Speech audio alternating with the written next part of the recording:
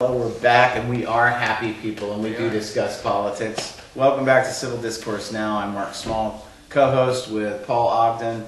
We are coming to you from Big Hat Books in Indianapolis and the Broad Ripple area of Indianapolis, and we're discussing the 2012 election campaign with our guests, Jon Easter, who's a teacher and blogs on indydemocrat.blogspot.com, and our guest, Matt Stone, who blogs on Indy Student blog.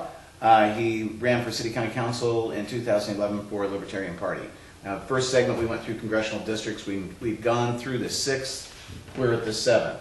The 7th incumbent is Andre Carson, Democrat. Anybody from the Democratic Party going to challenge him in the primary? I mean, it could happen. They want to commit political suicide. If they do want to do that, I think that. I mean, Andre, I'm probably too biased, but I love Andre Carson. I think he's been a phenomenal representative. I think he's really grown into the role. I think maybe at the start of his congressional election, especially since he only served like a few months on the city council as an appointed, not an elect.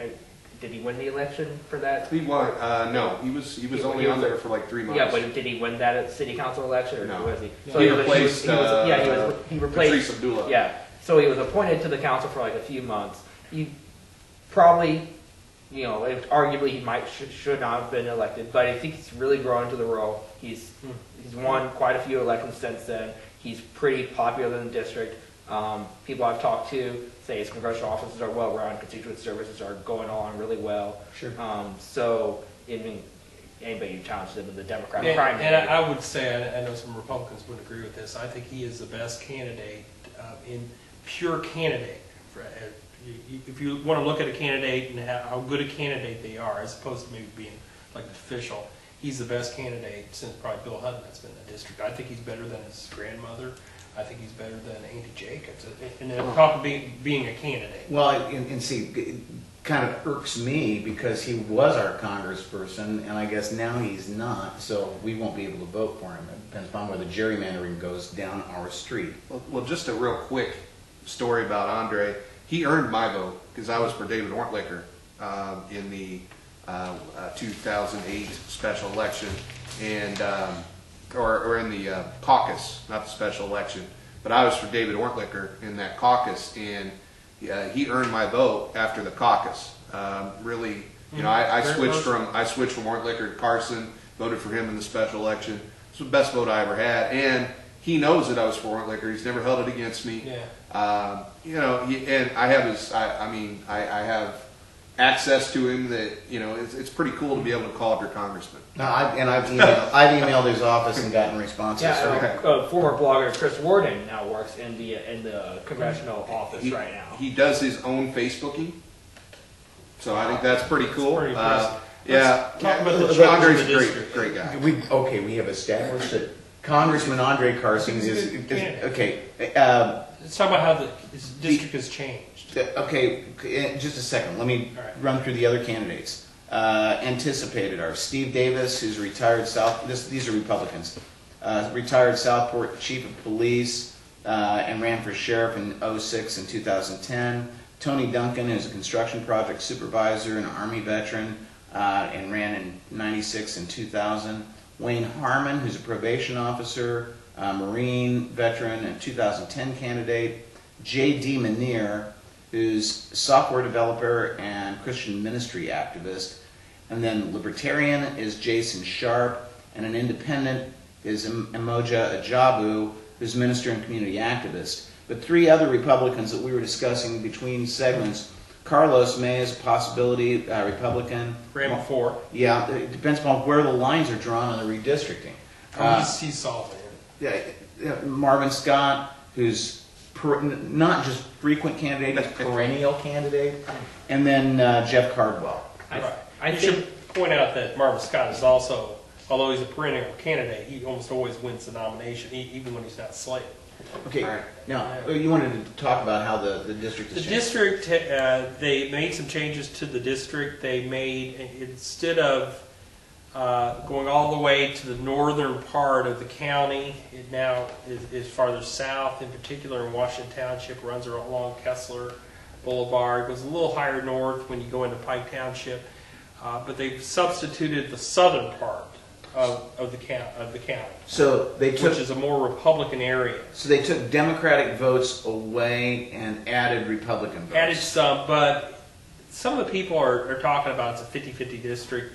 I've done the numbers, Mark. It's not a 50-50 district. It's 58% baseline Democrat, which is a pretty good number. It's probably more competitive. And those are the same numbers the Marion County Democratic Party came up with, I believe, when they did the numbers too on that district. They did I think they did a news release on the new districts, and that was about the same numbers that they came up Well, with. they So I should have think said you're to right me on. that I would have spent a couple hours putting together and the numbers. I think the chopping off of the northern part of Marion County into the 5th district speaks more of the 5th district than the 7th, because that is a very friendly territory for John McGough.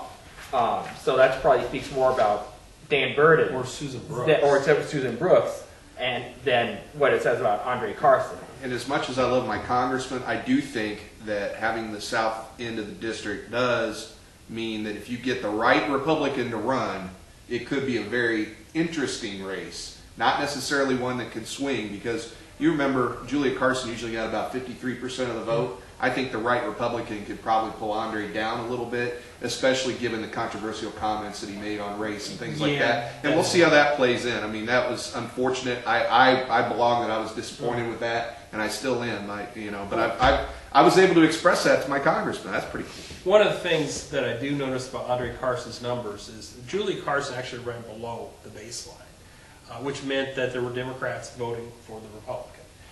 And Andre Carson runs above a couple points. Well, also some of the comments that he made, I'm sorry, I agree with a lot of what he said. They were very straightforward comments, and I think people, contemporary voters, in other words, young people today, are more acceptable, or they will accept more blunt comments of a more progressive nature. Can I say this though about comments and how they play with voters and stuff? And I can say this because I'm no longer running for office. I think we seriously, in the political and analytical community, we sometimes seriously overestimate a voter's intelligence.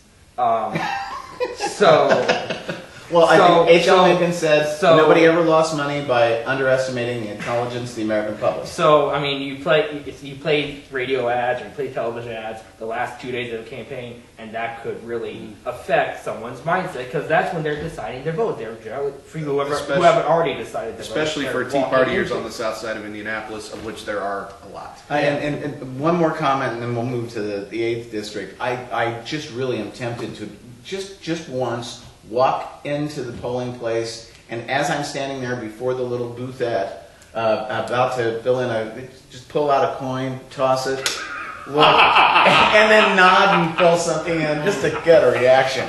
The 8th Congressional District, the incumbent, is there an incumbent there? Larry Bouchon. Larry Bouchon, he's a Republican. Gary Hall is a Republican. Ex-Vincennes City Councilman, car salesman, Vietnam War veteran, and ex-Democrat. He's running for the Republicans. And then Christy Risk, who's, and I'm sorry, I say teabagger, they say Tea Party. I know we have differences of opinion on it because they started using teabagger first. Well, he used teabag. They didn't call themselves teabag. Well, You're doing that. No, okay, that's the teabag movement. Okay, You're using a derogatory term. But how about we move on and talk about the actual candidates? That's good. I think Larry Bouchon, I had a friend who used to be executive director of one of the county parties down there, and she was really passionate about Larry Bouchon as a candidate in 2010. And I know he's gotten some flack over his debt ceiling vote in particular, but at the same time, some other Republicans who are incumbents are not getting the same type of flack that he is. So I don't really know what the whole double stand, why he's being held to the fire. But Mike Pence, for example, is not being held to the fire. He's not getting this type of blowback that Larry Bouchon is. I think it's kind of one, just from an analytical standpoint, it's kind of one of those political realities that when you get to Congress and you get to these issues and you are working as one of a 400-plus member body, it's just one of those things that happens. It just isn't really playing with the Tea Party / conservative base. Well, in that district, as you talk about the changes, that district has once again become more of the old bloody eighth that we used to call it, where you had it come down to, I think at one point, what, 2 votes? Yeah. That went to Congress. I actually think that who was it? it was Phil Sharp. No, not Phil Sharp. It was he McCloskey. passed away. Yeah, Frank McCloskey, yeah, McCloskey. Bloomington. And who was the Republican though?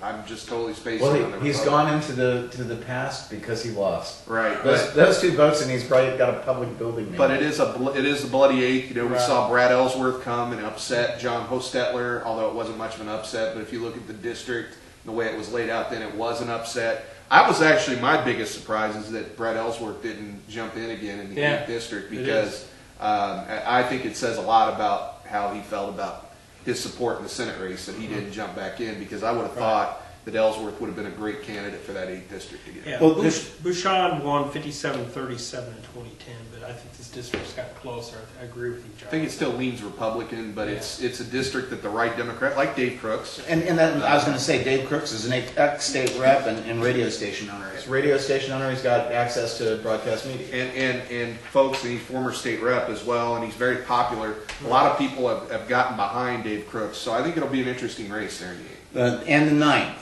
incumbent, or is this open?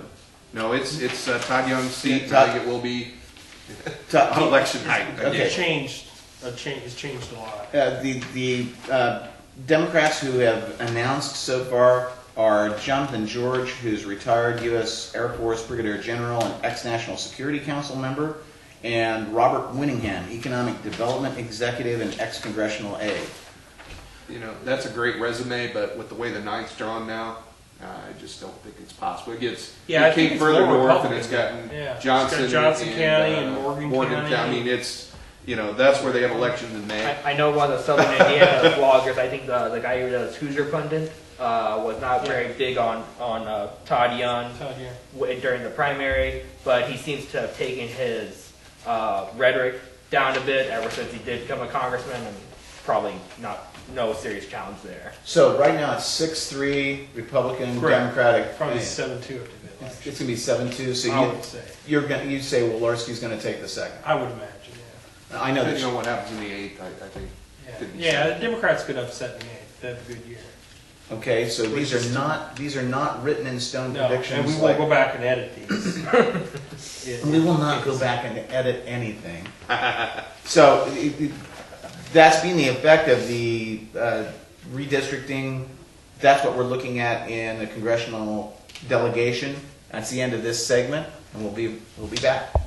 So what you think? A rat is just a big mouse? Oh no. And that's not the case. No, rats are different. Yes. Rats have their own